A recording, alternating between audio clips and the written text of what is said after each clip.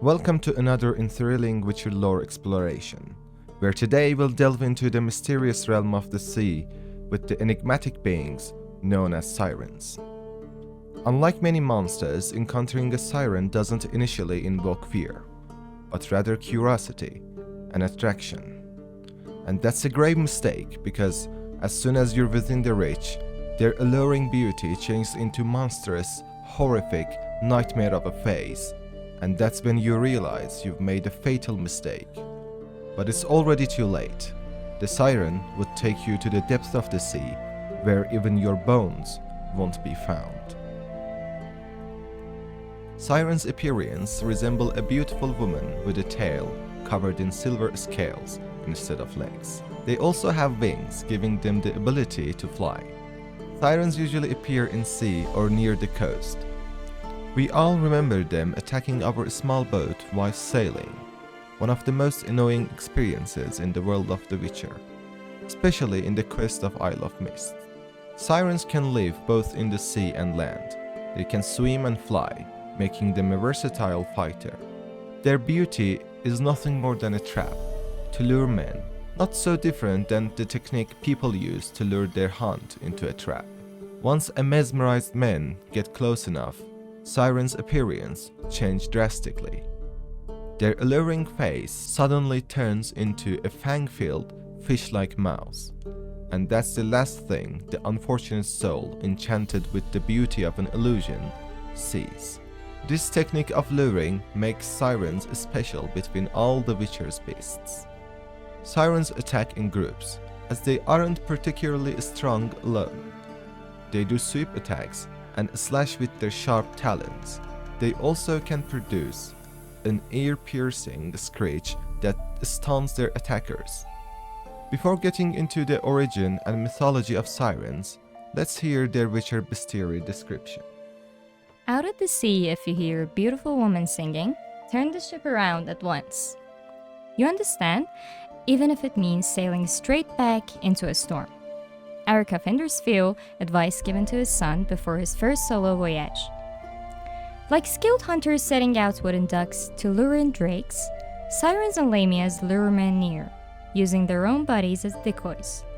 They can transform to resemble beautiful human maidens, though with tails covered in silver scales instead of legs.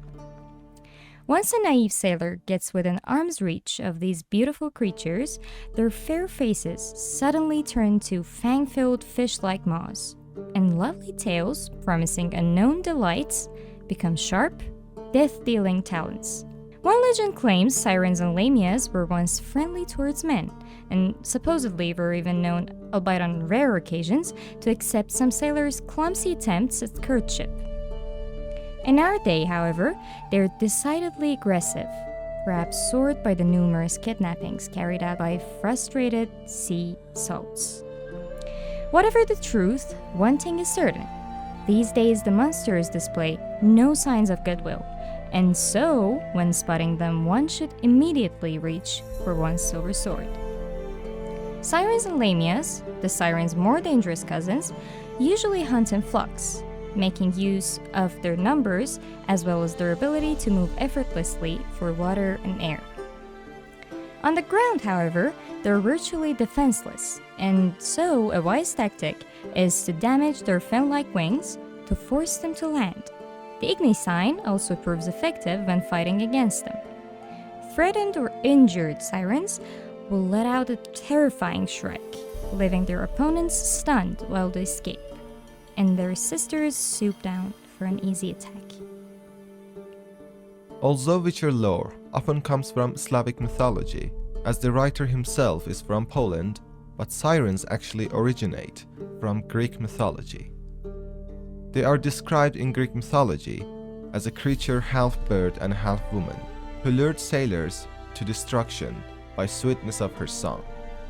It is said that there were only 3 of them.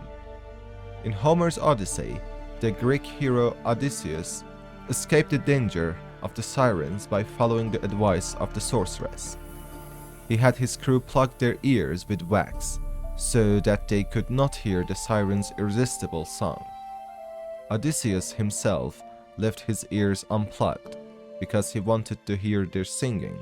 He had himself tied to the mast, so that he would not be able to steer the ship off its course. Some mistake sirens for mermaids. Sirens and mermaids share similarities, albeit being fundamentally distinct. While both sirens and mermaids are associated with the sea and have alluring qualities, sirens are typically depicted as dangerous temptresses with bird-like features, while mermaids are often depicted as benevolent, half-human, half-fish beings. And with that, we conclude our exploration into the enigmatic realm of the Sirens. Join us next time as we unravel further mysteries and delve into the captivating lore of the Witcher universe. From the depths of the sea to the peaks of the mountain, there are countless tales waiting to be uncovered. Stay tuned for our next video, where we embark on yet another thrilling adventure, unearthing the legends and myths that shape the world of the Witcher. Until then, may your path be safe and your journeys be filled with wonders. Farewell, and see you in the next chapter of our Witcher lore exploration.